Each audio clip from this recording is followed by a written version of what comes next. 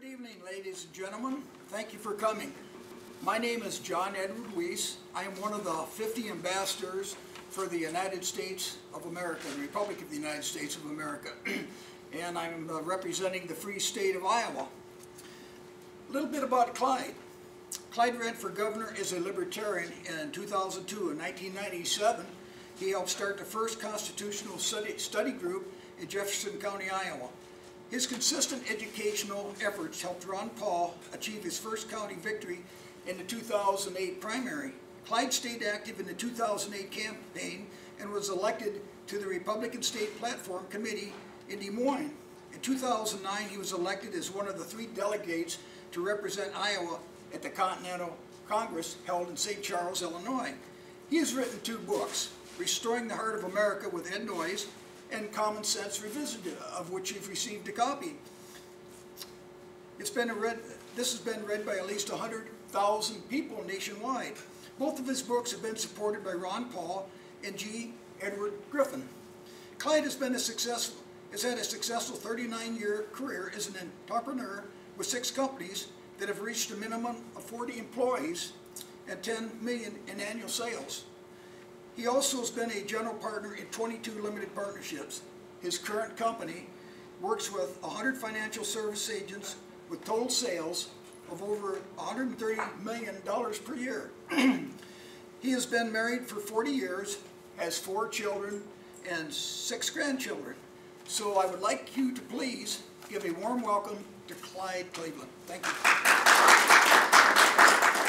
Thanks very much for coming. This is some exciting and inspiring and very important material we're going to be covering tonight about our country.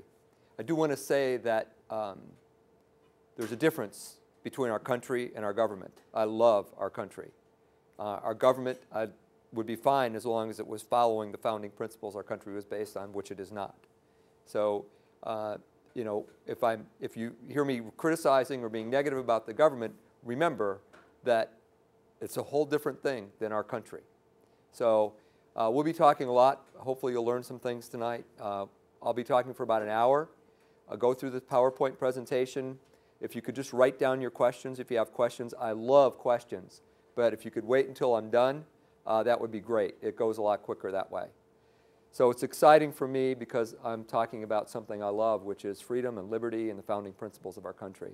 And I know the solutions to our problems in this country, virtually every problem, would be to go back and revitalize those principles and be in tune with those principles again. Okay, so anyway, I wrote Common Sense Revisited about 3 years ago when I saw Ron Paul on TV in the debates being maligned by the other candidates and being maligned by the Master of Ceremonies and just speaking truth to power, and it just inspired me so much. That I thought if he could do that at 74 years old, the least I can do is write this knowledge that's in my head that's been there for a long time and share it with people and try to create what I call a paradigm shift to liberty.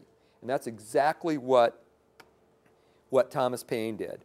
And what we're going to be talking about tonight is government. We're going to talk about indigenous power versus surrogate power, bottom-up versus top-down government, how we can return our government to the laws of nature and of nature's God, which is what our founders described as the source of our inherent rights, of our indigenous power, and how the Republic of the United States, this movement to re-inhabit the original Republic of the United States, could be a wonderful solution to the problems that have been facing us for a long time. Thomas Paine, let's talk about him and what he did. It's amazing what he did. How many of you have read Common Sense by Thomas Paine? Okay, you need to go back and read that because that changed our country. Without Common Sense by Thomas Paine, Declaration of Independence would not have been signed. It's really that simple. Because in January of 1776, Jefferson and Adams and Franklin were very concerned that the Continental Congress was not going to support our troops in Boston that were already there fighting the British. And they took a poll of the delegates at the Continental Congress in Philadelphia, and 75% were going to vote, if they would have voted then, to get back with England. So, and the war was already going, and the people that were fighting needed the support of the Congress and needed a Declaration of Independence. They all knew that they needed this declaration. Without it, they didn't feel like it was legitimate, what they were doing. So that was the situation in January. So Adams and Franklin and Jefferson postponed the vote because they wanted to keep working on the delegates. In the meantime, about 2 weeks after that happened, Thomas Paine's book came out, and 50,000 copies were sold in a few days. A few days later, another 50,000 were sold, and then another 50, and another 100,000. Some estimates put it at 500,000 copies sold in a country of 2.5 million people.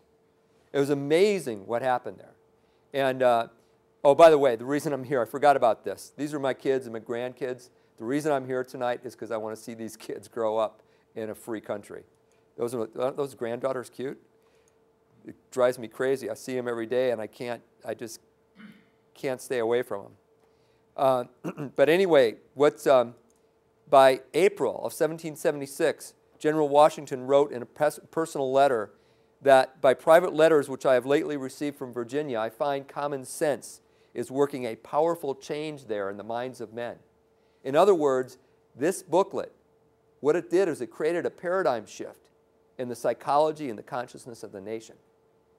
And what it did was it explained what their indigenous power was, what we call indigenous power. What Paine put it in terms of who has the power, the government or the kings and queens or the people, the individual person. And he very eloquently and clearly stated that an individual who is created by a creator has these inherent rights, free will, and the right to use that free will. We're the creators through our creator. So we have this indigenous power. It's indigenous to us. It's the only true, legitimate source of power on the planet, the individuals. And what individuals do, and when we want to, when we need to lend some of our power, we could call it, to some institution, whether it be a partnership agreement or a corporation or a company or a government, we're creating a surrogate that we're loaning some of our power to. But that surrogate has no indigenous power. It's only the power that the individuals who create the surrogate are giving to it or loaning to it.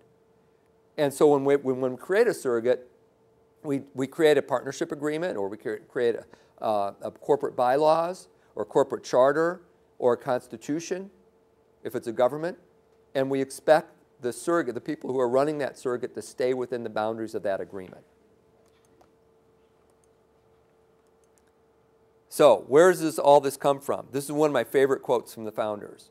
The principles on which we engaged, of which the charter of our independence is the record, were sanctioned by the laws of our being, and we but obeyed them in pursuing undeviatingly the course they called for. Thomas Jefferson in 1809. In other words, all of this comes from an understanding of laws of nature and of nature's God, is what they called it. And the laws of our being, as Jefferson referred to it. In other words, higher law. The difference between our country's government, and every other country on the planet is that our laws are based in higher law. They're not based in man-made law, which can change constantly. Whoever the ruler is, they get to change it. It's also called ruler's law. This is inherent natural law, common law, it's based on natural rights. So our founders saw these truths as self-evident, and common sense concludes that any rational thinking being is unique because they have free will and the ability to manifest thoughts into concrete forms through action. Indigenous power. The other kind of power is surrogate power.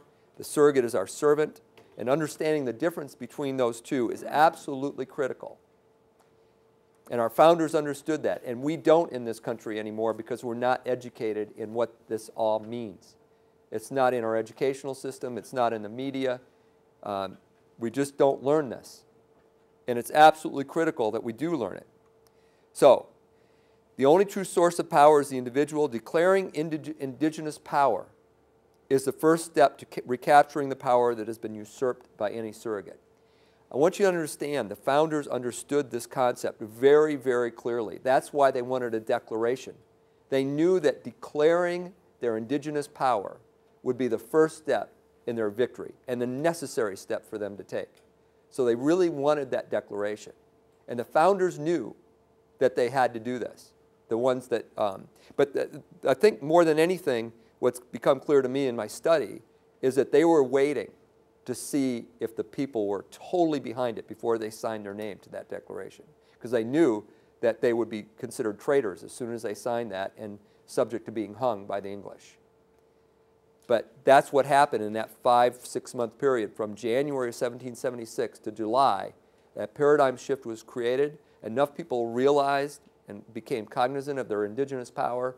The people in the Continental Congress realized that it was inevitable that we would win, and so they felt comfortable on July 2nd to go ahead and agree and vote unanimously for the Declaration of Independence. On the 4th, they signed it. Now, so the founders, July 4th. Let's just go through these words for just a minute. Now that we have an understanding of indigenous and surrogate power, let's look at those words in the first 2 paragraphs of the Declaration of Independence again and see how clearly they understood this concept. When in the course of human events it becomes necessary for one people to dissolve the political bands which have connected them with another and to assume among the powers of the earth the separate and equal station to which the laws of nature and of nature's God entitle them. They're stating the source of their indigenous power. A decent respect to the opinions of mankind requires that they should declare the causes which impel them to separation. They're also stating the importance of declaring their indigenous power.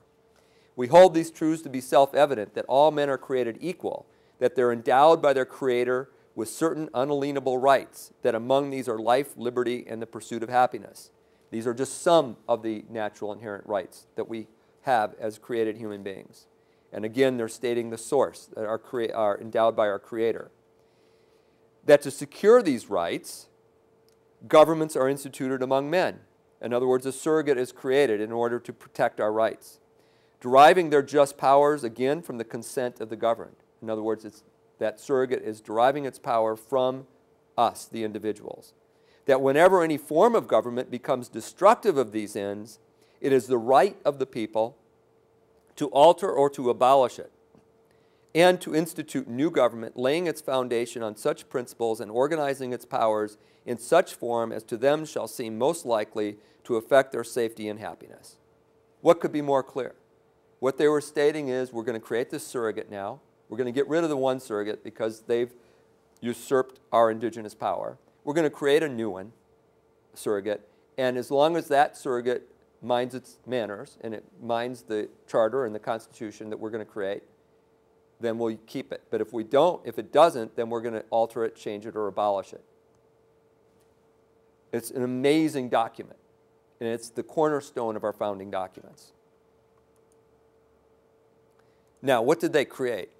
What they created was not a democracy, but a republic. And this is something that very few Americans understand today, because we've been told over the last 100 years that we're a democracy. We are not a democracy. We're a republic. And a republic, the difference is the republic will protect individual rights. A democracy is 3 wolves and a sheep sitting down to dinner and deciding who they're going to eat. That is a democracy. It's mob rule.